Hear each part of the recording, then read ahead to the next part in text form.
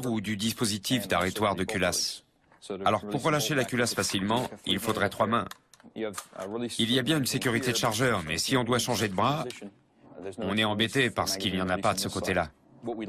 Ce qu'on aime dans ce fusil, c'est qu'il est très léger et facile d'utilisation.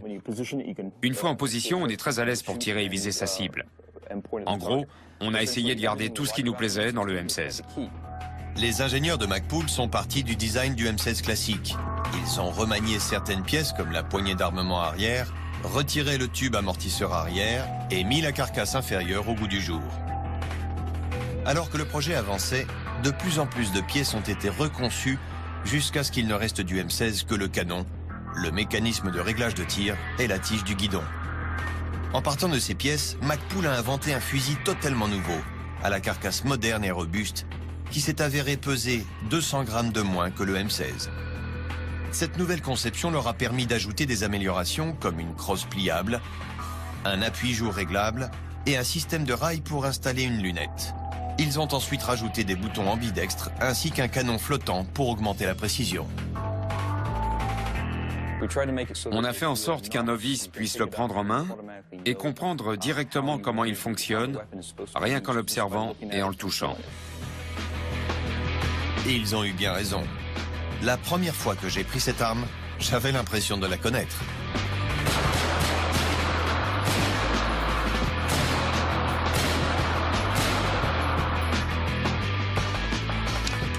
C'est une arme super, très agréable à utiliser. On dirait qu'on tire avec un M4, mais sans être embêté par la poignée d'armement. Et le fait que je puisse passer d'un bras à l'autre, si j'étais gaucher, sans sentir de différence, c'est un vrai avantage.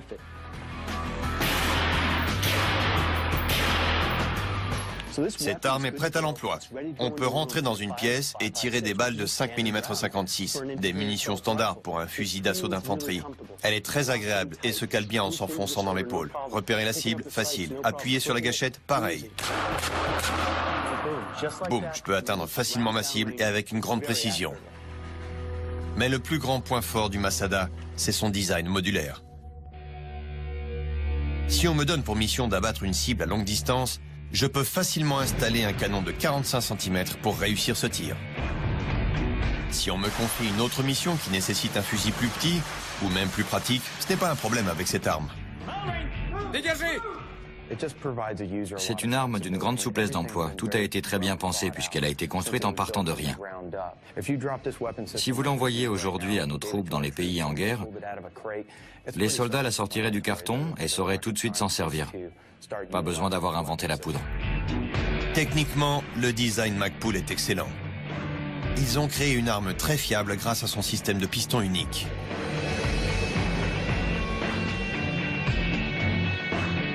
En observant l'intérieur du M16 alors qu'il fait feu, on voit clairement que les gaz toxiques du tir sont renvoyés vers la chambre, ce qui pourrait, avec le temps, entraîner des dysfonctionnements.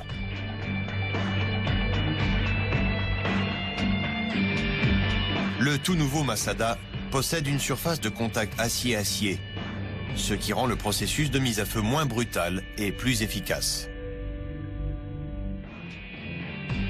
Mais il a également un atout avec lequel aucune autre arme ne peut rivaliser. Vous voulez construire un AK? Oui, pourquoi pas? Ok. Mike Maybury dirige l'équipe de conception qui a créé le Masada. Je peux choisir la crosse. Je pense qu'on va faire un fusil à canon court, alors on va prendre la crosse pliable. Ensuite, ça s'attache à la carcasse. Il faut que ce soit le plus simple possible, surtout s'il faut le nettoyer sur le terrain. Tout à fait. J'ai la base du fusil, alors il faut choisir le canon. Lequel vous voulez? On n'a qu'à mettre le petit, celui du milieu. Le 37 cm? Oui. D'accord. Le canon est en place. Je mets une poignée courte. Et voilà votre fusil. Aussi simple que ça. Oui.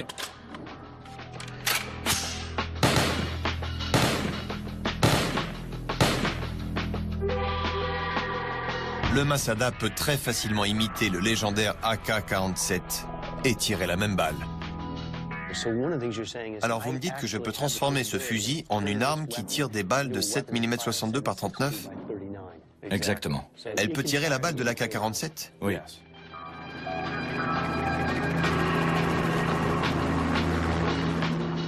Pourquoi est-ce qu'on voudrait d'une arme qui peut se transformer pour passer des balles au temps à d'autres balles?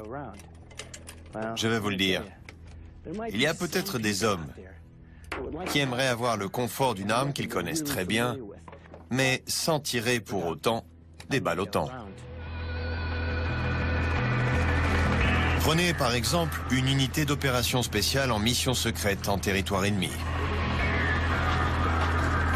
Chris et moi avons besoin de nous déplacer sans laisser de traces de notre présence.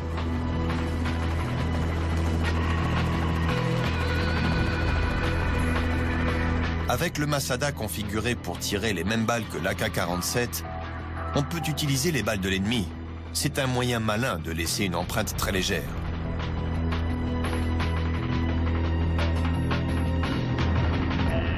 En infiltration avec le Masada, on peut pratiquement disparaître dans le paysage.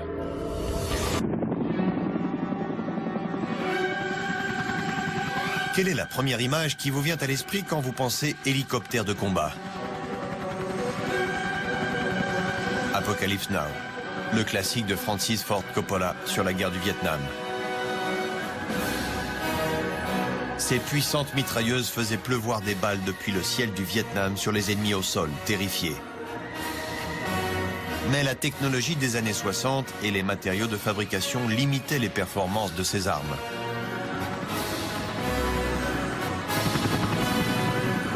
Pour cette guerre, quand on parle de mitrailleuses de moyen calibre, il y a deux favorites. La Gatling multitube et l'arme d'assaut monotube à alimentation par bande. Aujourd'hui, la dernière version de l'alimentation par bande est la M240. Elle est fiable et sa puissance de feu impressionnante. Mais maintenant, les ingénieurs de chez Dillon Aero ont repris une autre arme populaire de la guerre du Vietnam, la mitrailleuse Gatling, et ils l'ont mise au goût du jour. À suivre, je tire 3000 balles par minute depuis le ciel. Comment? Grâce à la nouvelle mitrailleuse Gatling. Agressivité, intimidation et domination dans le même petit objet.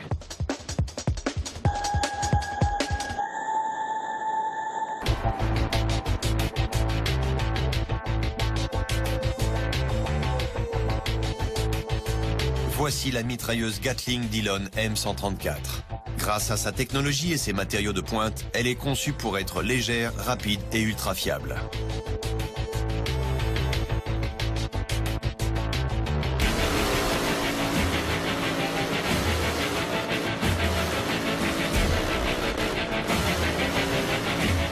Ici, à Scottsdale, dans l'Arizona, je vais mettre sa puissance de feu à l'épreuve.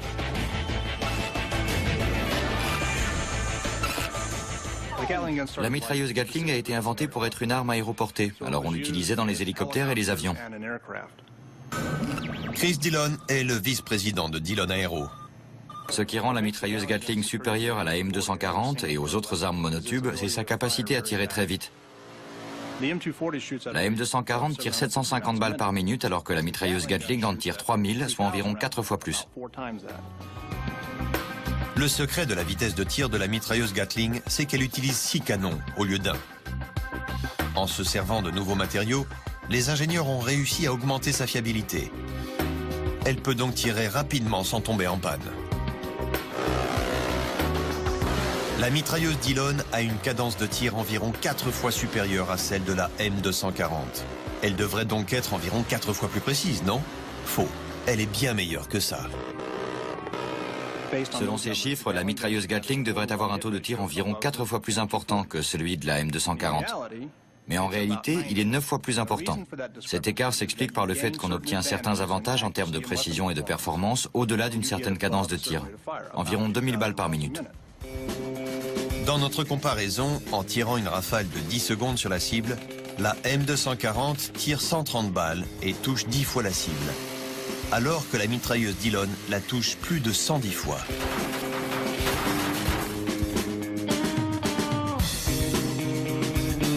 Dans un champ de tir de 2800 hectares à côté de Scottsdale, c'est à mon tour de découvrir si la Dillon M134 est aussi performante qu'on le prétend.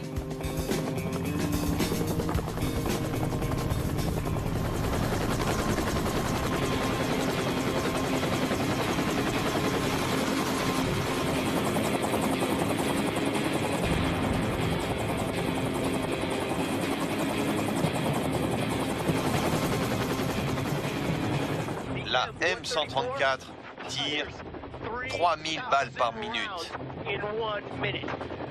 soit 50 balles par seconde. Agressivité, intimidation et domination dans le même petit objet.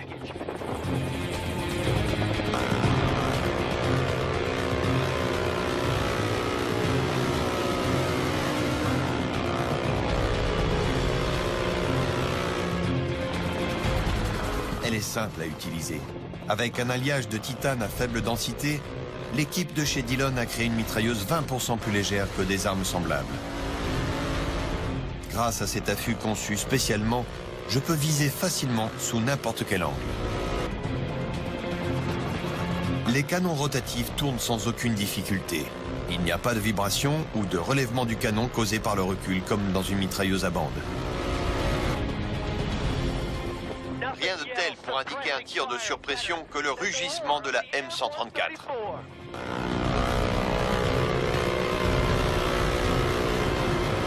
Je ne vais pas vous dire le contraire. C'est super amusant de tirer des milliers de balles par minute dans le désert. Mais en situation de combat, cette cadence de tir donne de gros avantages. Parce qu'elle est très légère, la mitrailleuse Gatling peut être installée sur de nombreuses plateformes différentes. Au sol, en mer et même dans les airs. Le choix des munitions est aussi très large. La mitrailleuse Gatling peut tirer tout type de munitions standard et autant de 7 mm 62. Ça inclut les balles normales, traçantes, en tungstène, perforantes et même incendiaires. Un coucher de soleil dans le désert de l'Arizona est l'arrière-plan parfait pour montrer l'incroyable puissance de feu de la M134. Dans les dunes, on a placé des véhicules cibles que je vais devoir éliminer. Et ce, très violemment.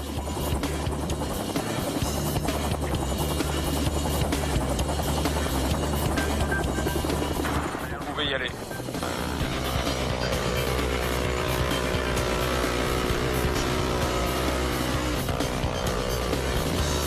En tirant de nuit, on voit bien à quel point cette arme est précise et dominatrice. Il est évident qu'elle peut bouleverser instantanément un champ de bataille.